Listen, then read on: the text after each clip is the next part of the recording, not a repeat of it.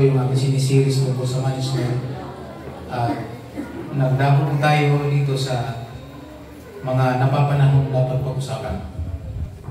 So ngayon po, ang bansang Pilipinas ay prone sa mga tinatawag ng mga disasters. Marami po ang mga prophets, may mga genuine prophets, may mga biblical prophets, pati po yung mga psychic, nakikiuso na rin, nagpa-prophesy na rin sila, nagsasabi na rin sila ng mga sinasabi ng future ng Pilipinas, 2026, lindol, baha, bagyo, mga ecological disasters tulad ng tsunami, may mga ganun pang prophecy.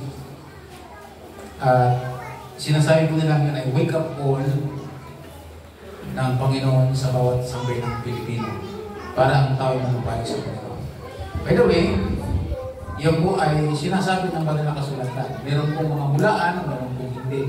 Kaya kinakailangan ma-detect at makita ng sambayang Pilipino. Now, kung pag-uusapan po natin yung tungkol sa second coming ni Lord, ay maganda po ito. Para hindi tayo bulag, hindi tayo nadaya ng kaaway. Sabi nga po dito ni Apostol Pablo, upang hindi kayo madaya sa anumang paraan. Kaya nga po, yan ang message natin ngayon na tayo magkaroon ng foreknowledge o tinatawag na paunang kaalaman ang sa gayon alam natin ang detalye ng pagbabalik ng Panginoon. Ibig sabihin, yung spiritual details na sinasabi ni Lord. Sabi kasi ng Matthew, ang pagdating ni Lord ay katulad ng pagdatal ng pagsakit ng tiyan ng panganganak ng isang babae. We know na ang babae po ay 9 na buwan. Siya po yung mga anak. Alam natin, ang Bible po ay every mga taon-taon, every 2,000 years, may ginagawa ang Diyos. So kung kayo po nagsusuri, every 2,000 years, may ginagawa ang Diyos. Ngayon, malapit na naman magkaroon ng another 2,000 years. So maaaring bumalik ng Panginoon. Pero hindi natin sasabihin yung katulad, halimbawa, nung may nag-prophecy na isang pastor, Negro yata yun, no? Na nag-prophesy po siya na nitong nakaraang September, babalik ng Panginoong Kristo. Hindi nangyari, hindi false prophet. Bulaan. Sabi ng Bible, huwag magpadaya sa anumang paraan. Sabi na sabi-sabi, sa anumang paraan. So dapat mayroon tayong pinagbabasihan. Alam natin na si Lord darating gaya ng isang magnanakaw na sumusulpot na lang. So kaya na kailangan ang bawat disciples o mga tao ng Diyos nakaready. Tulad ng 10 birhen. Yung 5, prepare, yung 5, hindi. Kaya naiwanan po sila. So, ganoon din po sa second coming ni Lord. Marami po ang hindi prepared.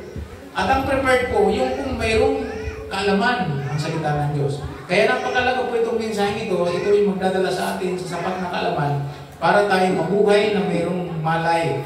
Sabi nga po nakaraan, nasa panig ng araw, nasa panig ng liwanag, hindi sa dilim. Upang tayo makapamuhay, prepared, ano man mangyari sa balat ng lupa, tayo po ay naka-ready po doon. Amen. Okay, so sabi po dito si Apostol Pablo sa 2 Thessalonians, inulit po niya. So sa 1 Thessalonians chapter 4, tinalakay niya muna yung tungkol sa mga namatay na pagkatapos doon sa second coming ni Lord. Sa 2 Thessalonians, doon sa kanyang sulat ng pangalawa, klinaro po niya.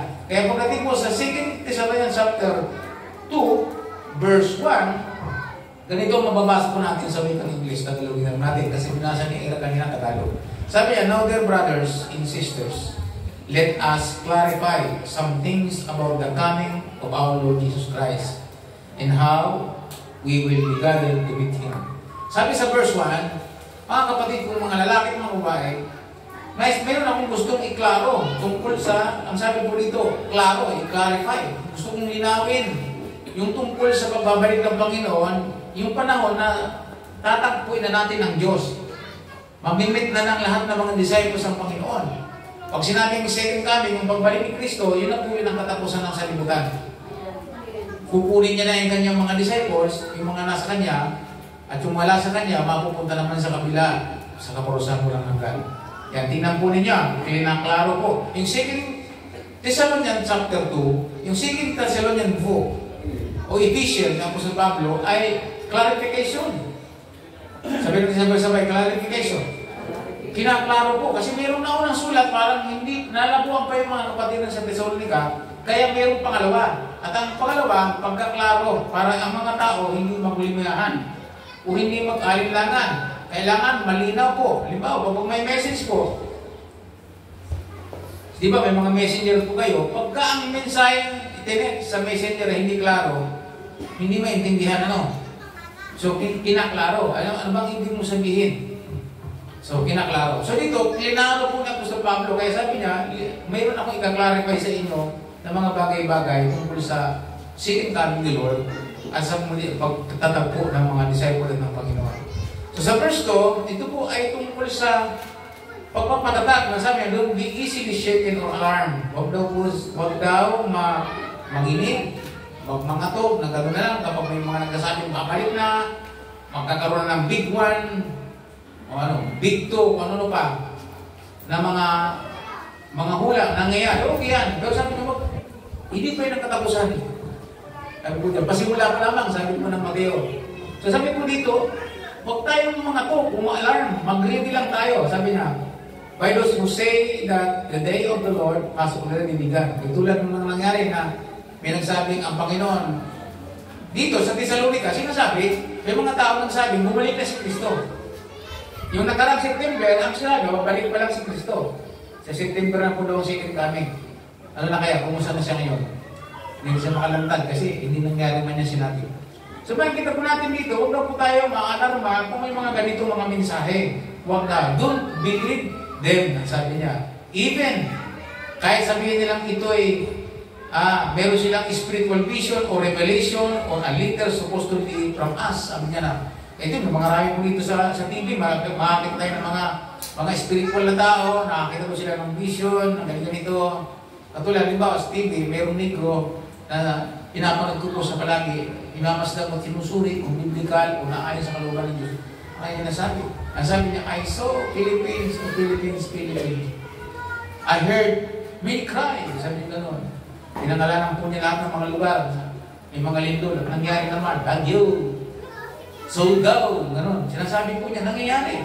O sabi nga nito, huwag tayo magmulat o mag-alarma kung mangyari pa. Don't believe them. Pero sinabi naman si Thessalonians, sa 1 Thessalonians, huwag niyong hadlangan ang Espiritu ng Diyos. Suriin niyo kung ito'y galing sa Diyos o hindi. At paano pagsuri? Ang pagsuri ayon sa salita ng Diyos. Yun ang patayin natin. Makikita pa natin sa Biblia kanya sinasabi. Ang detalye ba niyan, mapapasa natin sa Biblia, yung kanyang mga prophecy, yung kanyang mga sinasabi. Then, pagmasdan natin. Pero huwag natin i-reject basta na gano'n lang. Pero yung nagbigay na ng detalye na si Kristo babalik sa September, automatic reject natin kasi walang gano'n ang Bible. Sabi ko, reject, bulaan ka, hindi mangyayari yan. Hindi talagang mangyayari. So verse 3, sabi niya, don't be fooled by what they say. What they say, sabi niya, huwag kayong maging hangalas kung ano man ang kanilang sinasabi. For that day will not come. Ito po niya. Ito po yung sinasabi kong pagdating ng pagsakit ng tiyan. Yung time frame. Palatandaan. Sabi niya sabay-sabay palatandaan na mananganak na pag sumakit ng tiyan.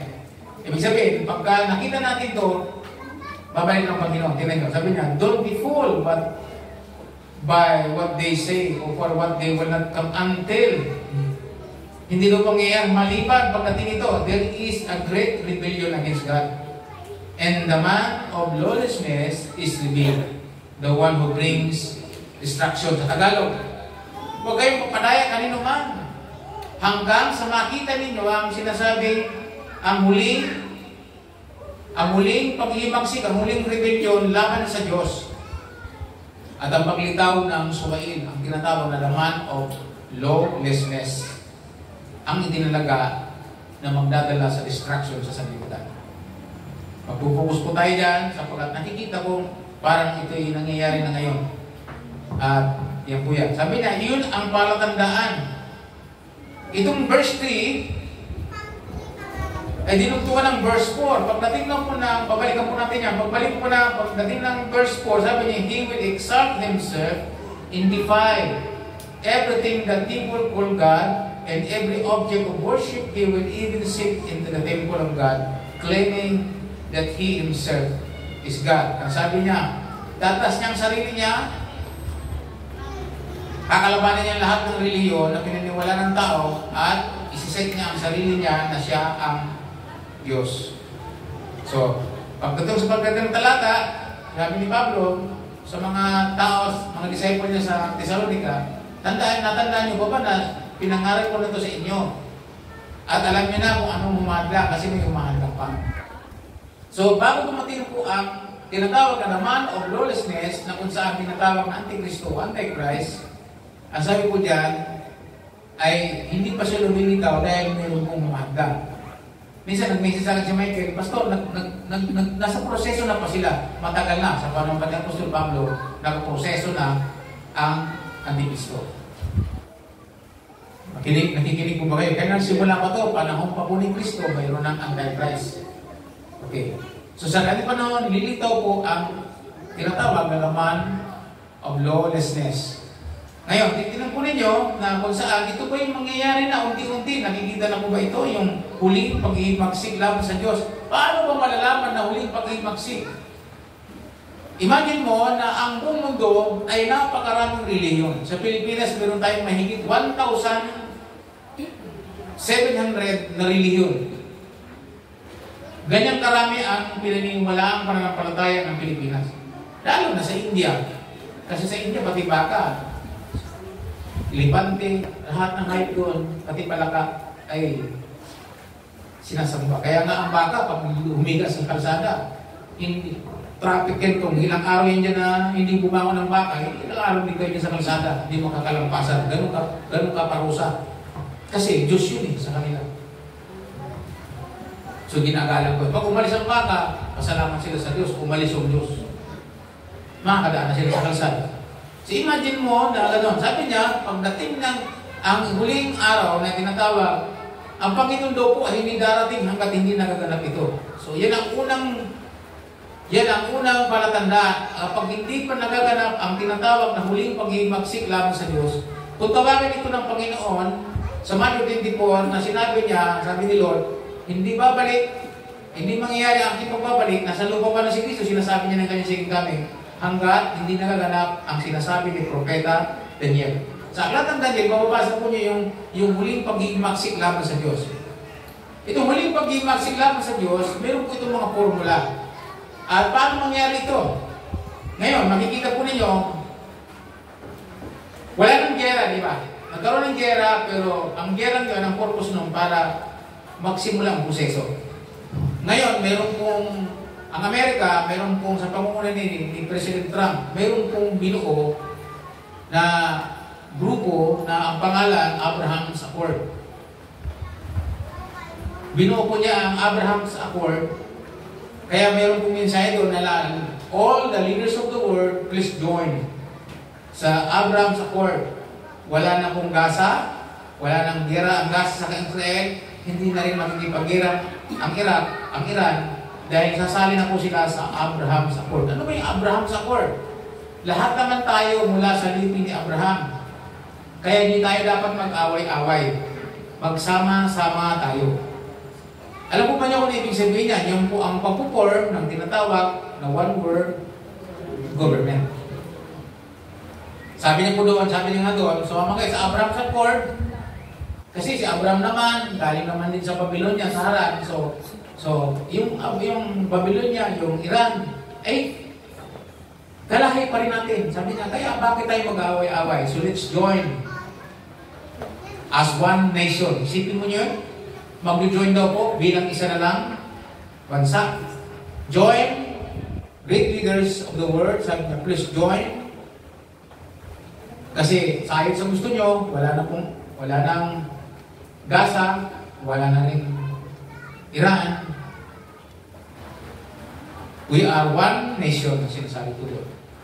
So, ito po ay pasimula ng one world government. Alam po ba nyo saan nagsimula ang one world government? Ang one world government, nagsimula po yan sa panahon po ni sino po ang nakakalam sa Turo ni Babel? Doon po nagsimula ang one world government. Ayaw ng Diyos yun. Kaya sinira po ng Panginoon yun. Darating muli ang one world government.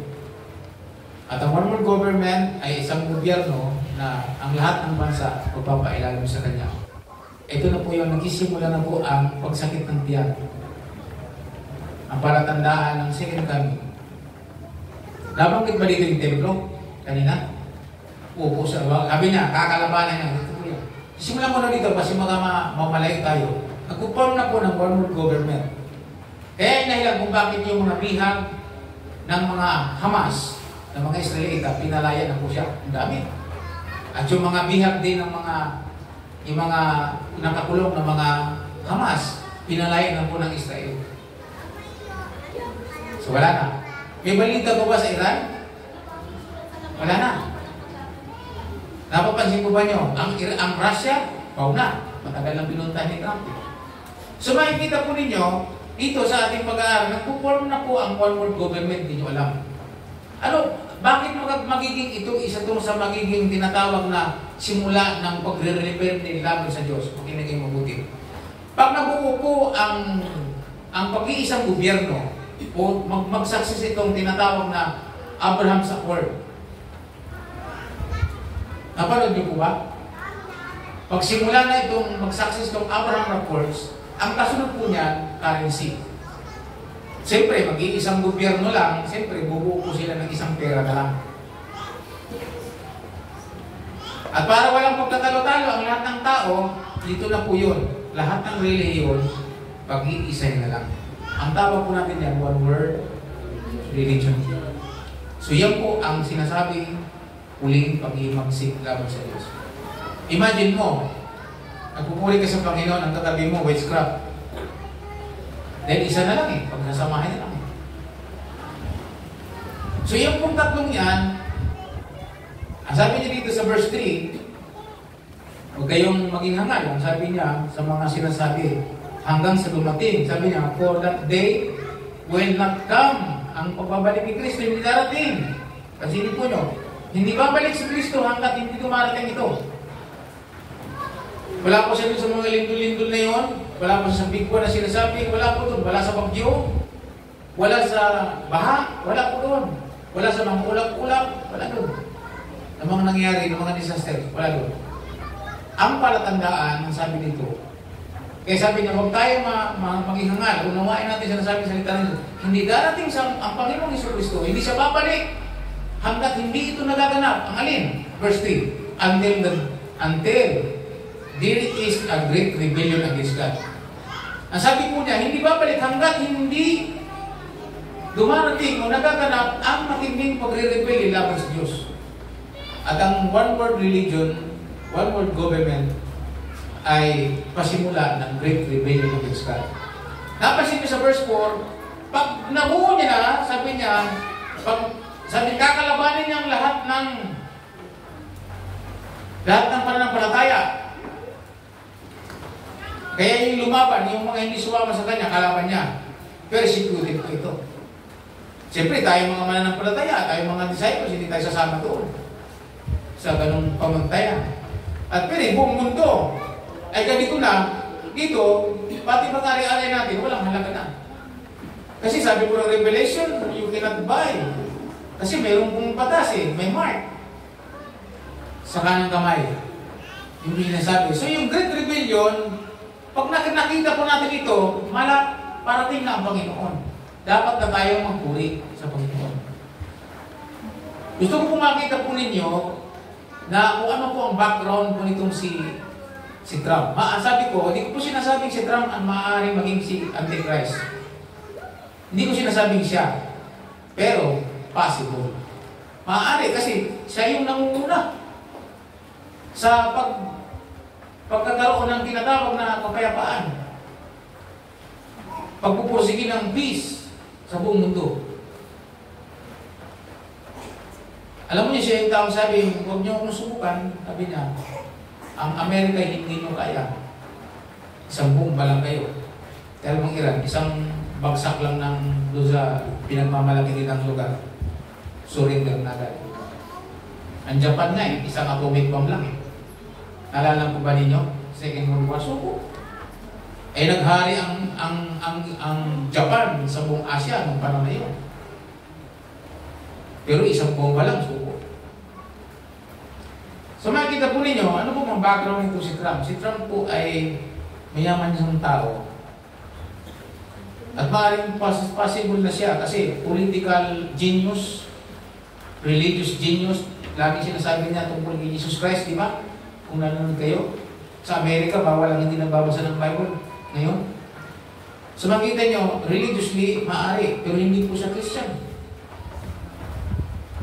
Baka hindi nyo alam, hindi siya Christian. At lalong hindi po siya disciples. Pero po, ang religion po niya ay religion ng Hudyo. Alam mo ba ang religion na yun, alam nyo? Sino nakakaalam ng religion ni President Trump? Si Trump po ay Zionist. Alam niyo yung ibig ng Zionist?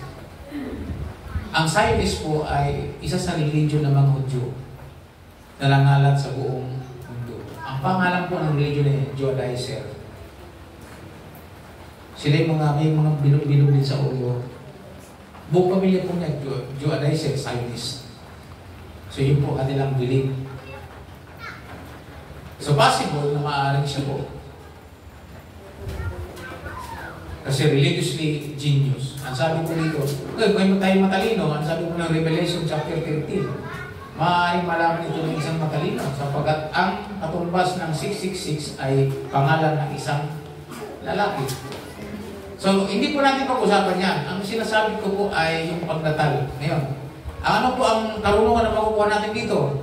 Ang palatandaan ng pagbalik ni Kristo, pag nakikita natin napuporm ang buong mundo sa isang gobyerno na lang, sa isang relihiyon na lang, at isang, one world police, one world army. So, makikita po niyo. So, nakita ko lang sa Facebook, oh, ito na yun. Ito na yun. Sabi nga ng pinsan ko, Pastor, meron akong tanong sa iyo. Sino niya sa akin? Aware siya. Ito maganda sa disciple na to, sa pinsan kong ito. Pinsan ko sa tatay. Si Eva Cortez. Sabi dito, kapatid ni tatay yung nanay nun eh. Panganay niya na tatay. Pastor, may tanong ako sa iyo. Ano ba yung Abraham Accords? Ano ba yung sabi ng Bible? Sagot ko sa kanya. Tapos, sining niya po sa akin yung picture. Ito yung pinopromote ni President Trump na pinopromote po niya na Abraham's Accord. Nakikita po ba ninyo na unti-unti nagaganap? So ngayon, lahat ng mga leaders magsasubmit po doon kasi maganda ito. Then pag nabuo po niya yan, ano kaya gawin na lang natin? Isang religion na lang. Pinaktis po nila ito sa Dubai. So nanonood kayo sa Dubai. Sa Dubai, mayroon pong isang malaking compound. Nagpagawa po ang site of Dubai ng isang lugar. Sa loob ng isang compound, nandun lahat ng reliyon na naniniwala na nandun sa Dubai. May born again doon. Born again ka, doon ka sa simbahan mo. Isa sa compound lang, tabi-tabi. Hindu ka o doon ka sa ano mo. Pero nasa loob lang ng isang compound. Sa Qatar, gano'n din. Nagpagawa ang site ng Qatar ng gano'n din na isang lugar na kung saan tabi-tabi. United Methodist ka, dyan ka.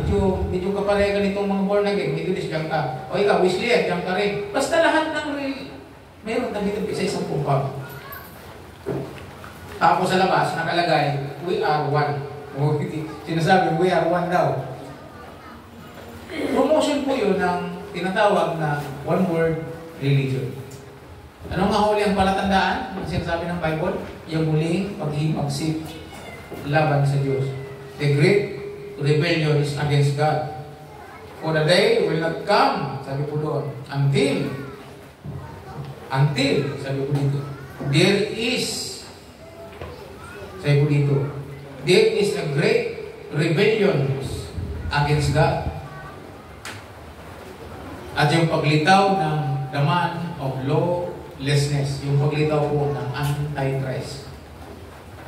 Marami po ang maniniwala dito sa paglitaw po ng Antichrist sapagkat siya mililitaw hindi bilang isang kalaban kundi bilang isang savior. Savior ng ano? Savior po ng ekonomiya, savior ng religion, yung away-away religion. Savior po siya. Siya po yung misayang darating kung sa Muslim, Mahdi. Sa ating mga mananampalataya, siya yung misaya. Pero ang misaya, dumating na. Ang hinihintay ng ibig, ang Israel, ang hinihintay po nila, yun. Yung paniniwalang Hudyo, yun ang hinihintay nilang misaya. Hindi si Kristo. But mga kapatid, Sabi po dito, ano nga uli ang makikita natin, hindi babalik si Kristo hanggat hindi nagaganap ang huling o kaya hindi natin nakikita ang nabubunan. Sabi ng mga manag-aaral, during that time na nabubuo na ito, magkakaroon na po daw ng rapture. Maaari, pero hindi ganun na siya nasabi ng banal na kasulatan, kaya kaya mag-aral po tayo mabuti. Kasi pag naniwala ka ba sa rapture at hindi mo alam to, madadaya ka rin. Sabi ng Bible, sa anumang paraan, huwag kayong magpadaya. Kailangan mayroong knowledgeable tayo sa salita ng Diyos, kaya mahalaga po yung devotion eh. Sapagkat sa pamamagitan ng devotion, nagagaanan natin yun, araw at gabi. So dumating man yung mga circumstances, hindi po tayo nadadaya. Kaya ngayong umagang ito, yun po ang message po natin. Narinig po ninyo, bahala kayo sa Panginoon. Nakikita po natin na malapit na tayo doon. Kasi nakikita na natin yung mga palatandaan na yun. Yung mga lindol, yung mga bagyo, yung mga disaster, sabi nga pauna lang yan. Pero hindi pa yan. Pero sabi na, hindi babalik si Kristo, sabi na po sa Pablo, hanggat hindi nangyayari ito. Kaya huwag tayong maging hangal sa anumang paraan.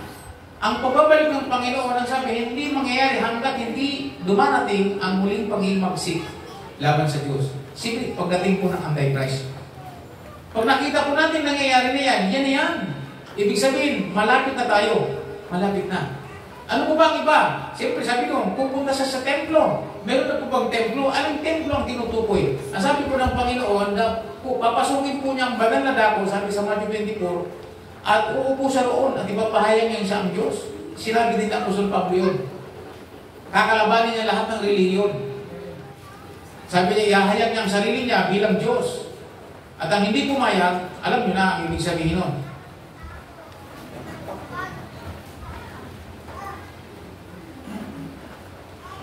Ngayon, nasaan ang templo? Ang sabi po, nanonood kayo ng balita, ang templo po ay pinopromote at ginagawa ngayon sa Jerusalem. Kung itinatayo na ang third temple, abay, ibig sabihin nun,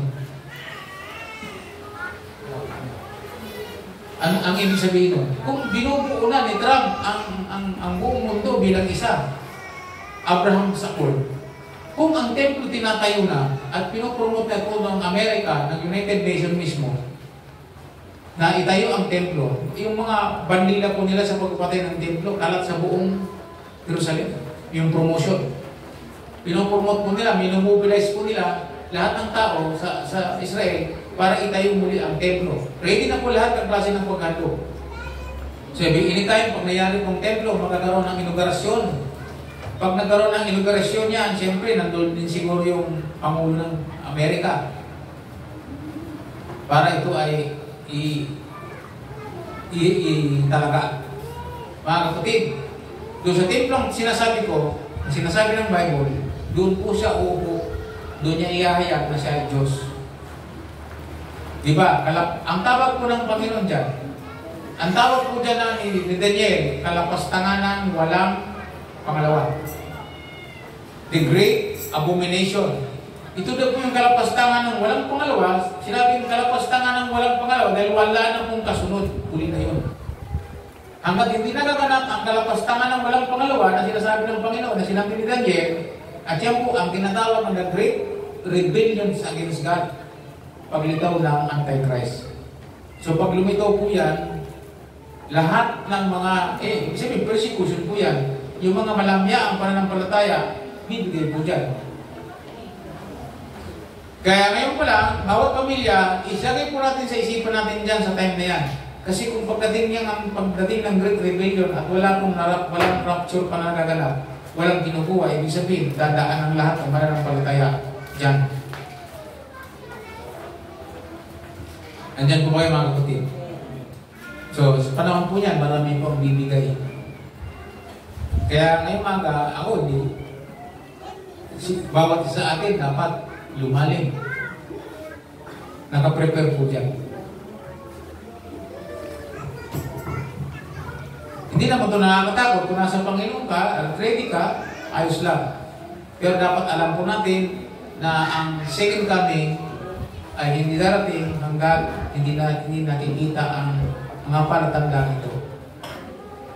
Ano mga palatandaan po dyan? Yung pagbubuo ng isang gobyerno, ng isang reliyon, at yung templong sinasabing papasukan ng Antichrist. Kung ito po ay binabalita at nakikita natin, ang ibig sabihin, nagsimula ng, ano sa Tagalog? Ano sa Tagalog po yung ano? Pag nanakit ng tiyan, nagkaano na?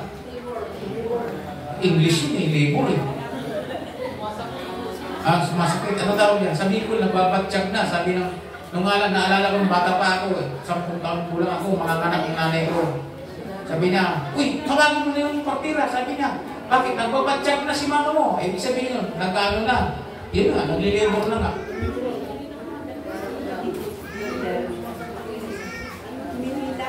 Yan, parang humihilab na. So, yung pagkabalik ng Panginoon, humihilab na.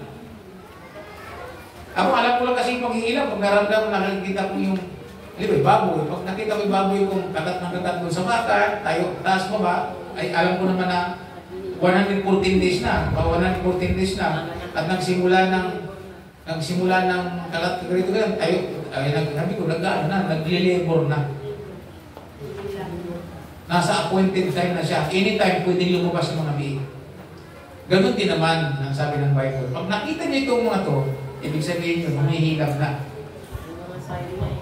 Malapit na. So ano ba? Gawin natin. Huwag mo patumpik-tumpik sa buhay na ito. Amen. Kasi pagkatapos po niyan, ang ibig sabihin niyan, hindi maganda ang sasakitin natin doon kung tayo ay pahintulot nila na duman doon. Pag si tatay ang tinanong mo, ipipilit niya sa iyo sarili. Yung doktrina ang kanyang kasabihin talaga, kasi dadaan talaga tayo sa ano? Sa persecution. Markahan yun. Tatakan yun. Pag walang tatak, patay. Ayun nakalagay naman talaga sa Bible, pugot ulo eh. Pag hindi ka nagpatatak, pugot ulo. Eh kung malamabaw, malamya ka sa Panginoon, wala kang alam sa lidan ng Diyos, tatak na lang. Kasi yung may tatak, gutom. Yung walang tatak, kauman. O di ba? Kaya mga kapatid, napakalaga ito. Ngayon, i-ready ko lang po kayo na tayo hindi magulat, hindi matakot, at mas alam natin na yun ay nangyayari. Yung umaga yun po, ang mensahe ko susunodin sa inyo para mapamalaan natin ang ating pananampalataya. Remember this. Ito po ay hindi dapat katakutan, kundi dapat ito ay paghandaan, panabikan. At isang karangalan na ikay mamatay dahil sa pananampalataya mo. Ano sabi ni Pablo? Kayo mamatay, kayo mabuhay, tayo sa Panginoon. Kaya ano man ang ginagawa ninyo, sabi niya, ipagpasalamat niyo sa Panginoon. Kung pagdating ng ganyan, tapos nakataya ng iyong pananampalataya, kukunin ka, dapat masaya ka. Isang karangalan. Ang mga apostol nga, nung sila mahagupit, pinagbawalan ng pangangaral si Pablo sa kasi Pedro, pinagbawalan. Tapos, dahil para magtanda, na hindi na mangarap tungkol kay Kristo, ang ginawa, pinahagupit na lang ng 30-30 yata yun. Diyan, puro lata yung likod nila. Ang sabi niya, tuwa sila dahil linoob ng Diyos na sila ay mahagupit ng alang-alang kay Kristo. Ano laki ng karangalan na sinasabi niya? Isang karangalan na ako ay mahagupit ng dahil kay Kristo. Kaya mabuhay sa mamatay, tayo po sa Panginoon. Sabi niya, ano sabi niya, to live is for Christ and to die is gain. Yung po sinasabi sa Pilipos. Andiyan po mga kapatid. Sa end times message, ano po yun? Binalikan ko lang po ito, at ito bilang pag-refresh lang po sa atin na ang Galasya ay napakahalaga. Kaya nga, natutuwa po ako sa negosyo po dun sa unang Timoteo na chapter 4, na verse 16. Sabi ni Pablo kay Timoteo, sabi niya, Timoteo, mag-ingat ka sa iyong pamumuhay. Sabi niya, at pagtuturo para maligtas ang mga nakikinig sa iyo. Totoo po yun, yung sinasabi ni Pablo, sapagkat sabi ng Panginoon, sa gawa ninyo makikilala, sa buhay ng taong nagkasabing siya'y propeta, makikilala sa pamamagitan ng kanyang buhay. Kung yung pinapangaral niya, nasa buhay po niya. Andyan po ba kayo mga kapatid? So yung buhay, yung pamumuhay, ang nagsasabi, totoo ang aral. Kaya sabi ni Pablo, mag-ingat ka sa pamumuhay at sa pagtuturo. Ang sa gayon, maligtas ikaw at ang mga nakikinig sa iyo.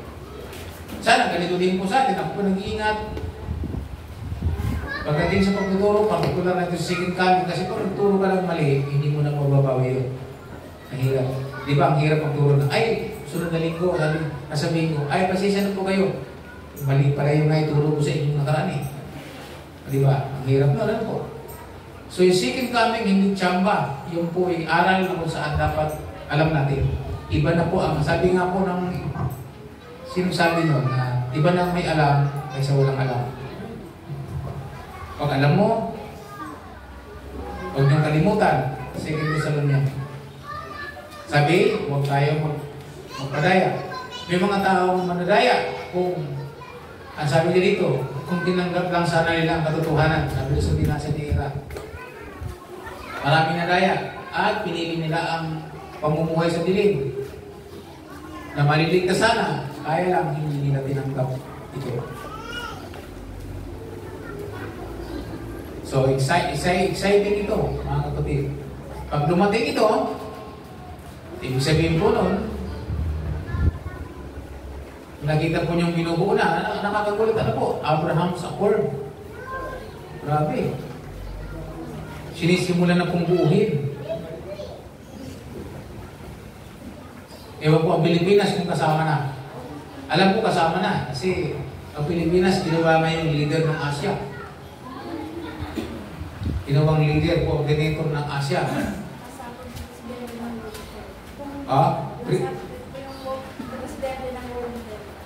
Ginawang presidente? Yung World Health Organization? Kita niyo? Kasi nga, pinubuo na po nila ngayon.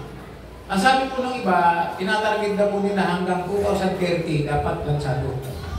Sabi po nila. Ito yun ang sabi po ng UN, na kailangan. Ang sinasabi po nila, dapat 2030 daw po ay okay na. Bisbin, na masisit up na nila ang mapapalansa na nila ang tinatawag na one world religion o one world government. Yun po talaga ang target po nila. Alam mo nyo kung ano to, ito yung New World Order na sinasabi. Antichrist po ito.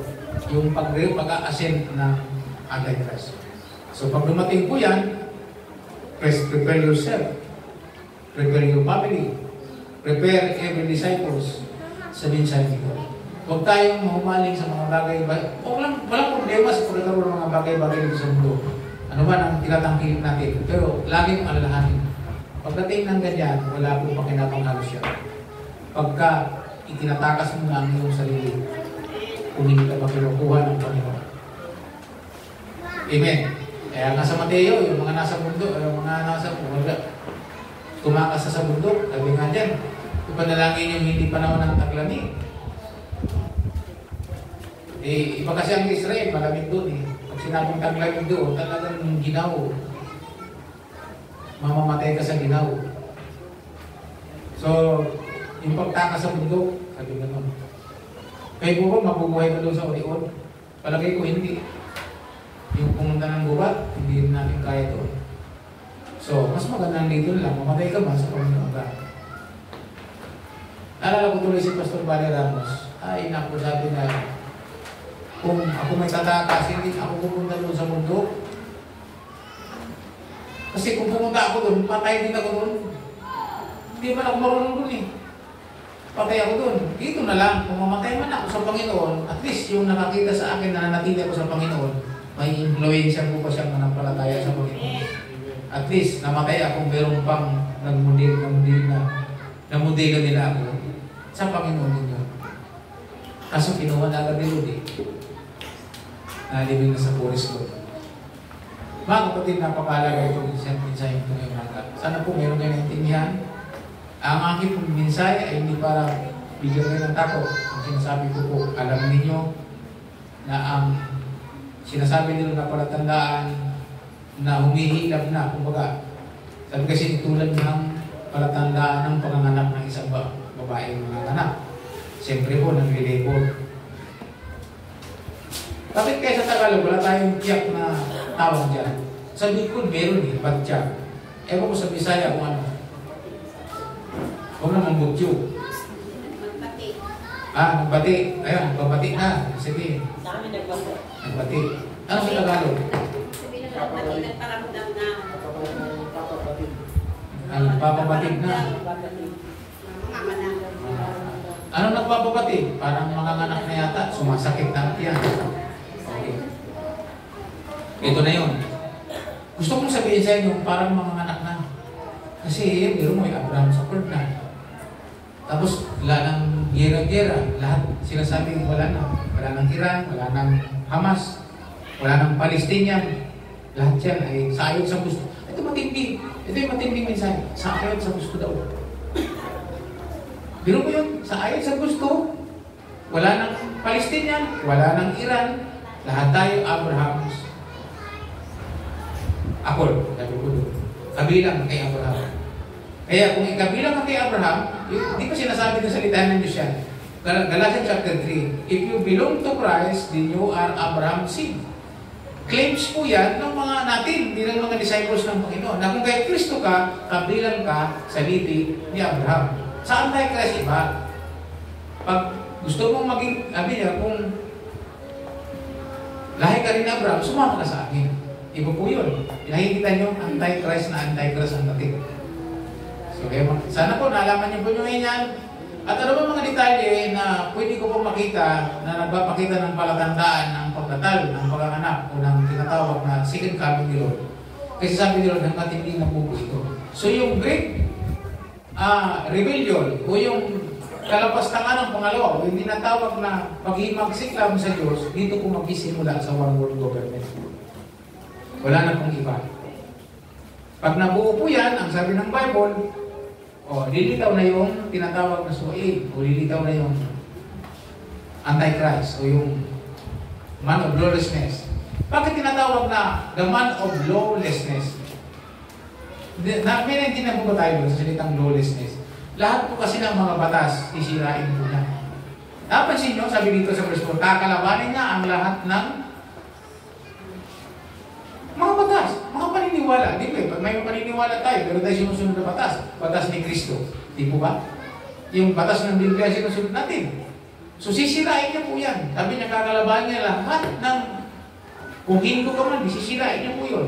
Pag nasira niya na po yan, lahat nasira niya na, sasabihin, ito na lang ang susundin niyo. Sabi niya, ano daw? Isi-set up niya ang sarili niya na siya ang Diyos. At ito malungkot. Ito malungkot. Ayon sa Biblia, maraming maniniwala. Tingnan nyo, pag binasa po natin ito, ulit, bago tayo magtapos at magkaroon ng learnings, bago mag-uwian. Sabi po dito,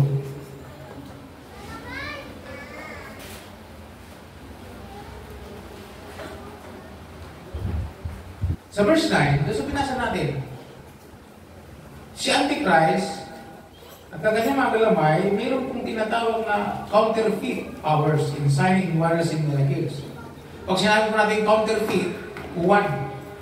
Pero ang sabi po dito, this man will come to the works of Satan with counterfeit power in signing and miracles. Ibig sabihin, lilitaw po siya, itong Antikristong ito, gagawa po siya ng mga kahangahangang mga tanda, mga sign, wonders, o tinatawag na miracles. Mga gawa. Taglay niya po ang kapangyarihan ni Satanas paglitaw po niya. Pero si Antichrist, sabi po dito, sa verse 10, sabi niya, and he will use every kind of evil deceptions to the fool, to fool those who are in their way to destruction. So sabi po dito, gagawa po siya ng lahat ng uri ng deception o ng pandaraya. Para daw po, yung mga hangal, madaling madaya ay mapahamak. Ito yung mga nag-refuse, yung mga taong ayaw tumanggap sa katotohanan, sila po ang mauuna. Sabi nga po sa Mateo, gagawa siya ng lahat ng uri ng pandaya upang madaya pati ang mga hinirap. Isipin po niya yan. Sa Mateo 24, mababasa po niya yan.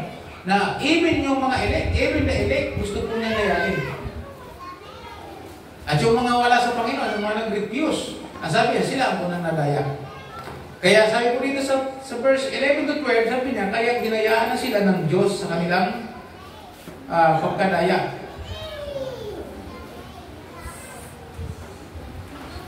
Sabi nga doon sa verse 11, so God will cause them to be greatly deceived and they will be believed these lies. So hinayaan na sila ng Panginoon doon sa mga matinding pandaraya ngayon dahil hindi sila sumampalataya. Then, sabi ko doon, i-condemn ko sila pagdating ng araw. So, hindi tayo kapilang sa mga i-condemn. Sabi nga po sa 1 Thessalonians, hindi tayo tinawag upang parusahan. Tinawag tayo upang iligtas. Ang kailangan po natin para tayo magtagumpay ay sapat na kaalaman sa salita ng Diyos.